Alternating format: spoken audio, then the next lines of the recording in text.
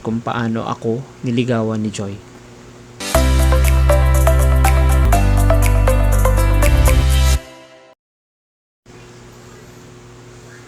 Oh bro, kamusta? Balita ko, buhay ka pa. Ako din, buhay pa. So, yun, kakatapos ko lang sa trabaho, sa work from home po ako today. So, yun, ang napag-usapan natin the last time around ay kung paano mapapasagot ang iyong nililigawan, di ba? So, I shared 3 tips kung paano. Pero maliban doon, ay actually curious kung paano nyo naman napasagot yung mga niligawan nyo tsaka yung mga misis nyo. So, pero ang pag-usapan natin today ay kung paano ako niligawan ni Joy. Maririnig, kayang sumabay sa pagsuong ay panay, palagat tagumpay at hindi pa dadaig. Ang mga batang nabotas ang lamang tagasaan sa tuwing maririnig, kayang sumabay sa pagsuong ay panay, palagat tagumpay. So, yun, baka madinig. Ano yun, Di? Wala ito. Ang sinasabi ko lang ay kung anong sabon yung dapat nyong bilhin para maging effective at maging maganda yung labagan nyo. So, yun lang naman. So, wag ka masyado nagpapakinig sa mga sinasabi ko. Ayun, ganito kasi yun mga guys. So, nagtatrabaho kasi ako nun sa Smart sa Makati. So, may mga nalipat sa amin galing sa Smart Pampanga. So, isa si Joy dun. So, tapos alam mo naman ako, hindi ako masyadong tumitingin sa mga babae. So, madalas tayo yung tinitingnan dati, di ba? What? To make the long story short, so, sinagot niya ako and we live happily ever after. Damn! So, wag nga kayo, story ako to. So, walang kukontra. So, game na nga. So, guys, ako lang ba dito yung mahilig manood at ibase yung love life sa movie? So, nina John Lloyd tsaka ni Bea Alonzo. So, mga ganyan. Kasi sa sobrang kaadikan ko nun sa mga movie ni John Lloyd, abay parang yung love story ng buhay ko ay parang dun parati pupunta. Parang dun parati yung ending. So, parang hiwalayan. Parang ganun. Pag hindi busted, hiwalay. Till such thing na dahil sa pagmamarites ko, ito ko pala makikilala yung kukumpleto sa buhay ko. Magbabasketball kami noon sa Paranaque at yung mga kasama ko noon sa trabaho ay may pinag-uusapan silang babae. Pero hindi ako makarelate kung sino yun. Kasi alam ko yun yung bago. Pero bago kami magsimula ng basketball ay may nadinig akong pangalan. So sabi nila Joy. Yun ang natandaan ko. So ang nangyari, sabi ko sa sarili ko, ang mission impossible ko by Monday, alamin ko kung sino si Joy. So, fast forward, it's Monday. So, maaga akong pumasok. So, at ginawa ko yung technique na tinuro ko sa inyo the last time na nag-vlog tayo. So, yung naligo at nagpabango ko. Doon ako nag-gargle ng feminine wash. So, basta, ang nangyari, dumaan ako sa kabilang station, sa working station. Kasi, hindi ako normally dumadaan doon. Pero, yun nga, dahil sa curious ako kung sino si Joy. So, sinadya ko talagang dumaan dun, madaming bago, madaming magaganda, pero wala akong idea kung sino siya ron. Tapos may isang anghel lang na tumawag sa pangalan niya. So sabi niya, Ma'am Joy, sabi niya ganun. Tapos tumayo siya, and nakita ko, sabi ko, positive na. Pero hindi siya buntis positive as in maganda na, sexy pa. Oh my God! Wow! So, at sinabi ko sa sarili ko, siya na nga ang magiging ina ng 10 anak namin. Pero of course, sinabi ko lang sa sarili ko kasi kung sasabihin ko sa kanya, baka masampal niya na ako. So, seriously, parang sumikip nga hindi yung sinturon ko sumikip yung dibdib ko sa kaba. Feeling ko na in love at first sight ako sa kanya. So, kinikilig din naman walang nga, So, pero isa pang seriously, dahil ako na lang single sa aming magtotropa, sa aming mag-office mate, so parang kinukonsider ko na naligawan siya. So, if tanungin man ako ng tatay niya kung ano ang ipapakain mo sa anak ko pagkatapos ng kasal. So, sasagutin ko sana ng depende po sa laman ng ref. At pag tinanong naman ako kung saan kami titira pagkatapos ng kasal, ang sasagutin ko naman sana siya na for the meantime, dito po muna. Pero pag nakaipon po ako, saka ko po kayo ililipat sa apartment.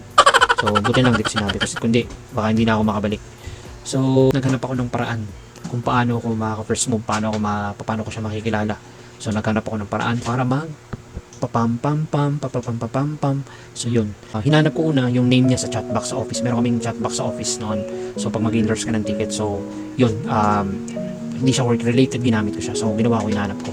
So of course, what do you expect? Ano ba yung aking magiging nickname noon? So syempre sa adikan ko sa movie ni John Lloyd, di John Lloyd. Tapos siya naman, hinanap ko naman yung pangalan niya. So hindi naman niya ako pinahirapan. So nakita ko, inassume ko siya yun. Sabi ko, ito yun siguro kasi ito lang yung Joy06, cute, parang ganun yung name niya. So ang tagal ko nag-isip kung anong appropriate na words na sasabihin ko para hindi naman halatang interesado kung makilala siya. So kaya sa ganda ng message ko, very catchy yung message. Sabi ko, hi. Yeah, boy. Ayun, so wala akong masabi sa sobrang kaba. So nung nakita ko na sa chat na nagre-reply siya, di ba pag sa chat makikita mo kung nagre-reply na yung kachat mo. So nung nakita ko, hindi ako mapakali kasi parang ang dami kong tanong sa isipan ko, halo-halo na. So hanggang sa parang gusto ko itanong sa kanya, ano ba yung ginagamit mong feminine wash? Pero allergic ako niya kasi baka mamumog ko na naman yun. So yun, ang nangyari, so nadagdagan lalo yung kaba ko. Kasi nung dumating yung message niya, alam mo ba kung anong message niya? Huyo. Ayun, imaginein mo, 1 week namin pinagkukwentuhan ng mga magtotropa ko yan. Sa dami ng iniisip kong reply niya, yun lang pala, huyo lang pala. So, pero doon kami nagkakilala, nakaka-chat na kami. So, sabi ko sa sarili ko, dapat mag-level up. Hindi lang mauwi sa chat o matatapos sa chat. So, kaya ang ginawa ko, since magaling ako mag-magic, kinausap ko yung isang office mate namin na medyo malapit din sa kanya. So, yung pala nanliligaw din sa kanya. So, ayun, anong expect natin? So, galing daw kami sa pamilya ng aswang. Hindi, joke na po. Kidding aside, in fairness, sinamahan niya ako para mag-magic. So, kaya lang hindi pala interesado si Joy sa magic. So, kaya mukhang naisip ko, mukhang smoky naman, naloto na naman ito labas ko nito ha. Mukhang, ang ending nito is busted na naman ha. So, pero sabi ko, ilalabas ko na yung pangmalupitan kong galaw. Yung pangmalupitan kong diskarte. Kaya yun, tinigilan ko siya. Hindi, joke na. Hindi ako gumibab. So, ginawa ko, nagsulat ako sa bond paper. So, nagpaka-nerd ako. So, bahala na yun kung ano iisipin ng tao. So, ginawa ko. Nagsulat ako sa isang bond paper ng mga sweet messages just like, I like you, I miss you. Tapos sinundan ko ng pautang ng 2.5 sa katapusan ng bayan. So, nilagay ko yung I love you. So, yung mga ganun. So, tapos sabi ko sa kanya, nag-chat ako sa kanya. Sabi ko sa kanya, tayo ka. Tapos tingin ka sa akin. Ako naman, papakita ko sa kanya yung message ko. So, yun, inilig niya naman ng lokay, no? Tapos, lastik, sabi ko sa sarili ko, kung hindi man kita nakuha sa lumpia, this time, sa lumpiang wrapper kita namin nakasulat yung message na kitadadaan. Ayun, nag-start na kami mag-date exclusively. So, unang date namin, Baywalk. So, gabi yun, tapos, nakapagpalagay na kami ng loob. So, doon ko nailabas yung magic ko. So, syempre, ready ako. May dala akong cards. So, yung playing cards. So, of course, yung cards nila ay bago. Hindi naman yung galing sa laman. So, ang sabi ko, lahat ng mabubunot mo na cards, yan ako. So, pero syempre, since magic nga, so lahat na nabubunot niya, from ace to king, ay hearts lahat. So, what do you expect dun? So, parang love, parang ganun. At ang nakapag-amaze sa kanya, ay yung may kinuha ko sa harapan niya. At ang kinuha ko ay bulaklak. Nagulat siya, saan galing yung bulaklak. Ang hindi niya alam, sumenyas na ako dun sa batang nagtitinda ng flower at inabot sa akin. So, yun, pagkatapos nun, tinanong niya sa akin, sabi sa akin, paano mo nagawa yung magic na yun? So sabi ko, secret. Siyempre, pag magician ka, si secret mo. Pero sabi niya, devil ka yata eh. So naisip ko, naku, demonyo na yung tingin sa akin ito. Kailangan ko nang i-reveal, baka mapasama pa yung ending. Yun, at sinabi ko. So yun, bago kami umuwi, naglakas ako ng loob na itanong sa kanya. Sabi ko, if kami na. Sabi niya naman, hintayin mo yung text ko. Pag nag-text ako sa'yo, ibig sabihin nun tayo na. At pag hindi naman, edi hindi. So yun, di-relax lang ako. Kinabukasan, umaga, relax. Tanghali, cool lang ako. Hapon, relax. Pero pag gabi na, wala pang text eh. Sabi ko mukhang negative Kaya ako na nag-text. Sabi ko, oy, ano na? Ano nangyari na? Tapos yun, mukhang ayaw pa. Tapos, pangalawang tanong ko, oy, ano na? Tapos yun, nag-reply siya. Sige, oo na. So, parang napipilitan. Sabi ko sa sarili ko, sasagutin lang pala patumpik-tumpik ka pa. So, yun. So, kinalulisan, wala naman nakakaalam sa office.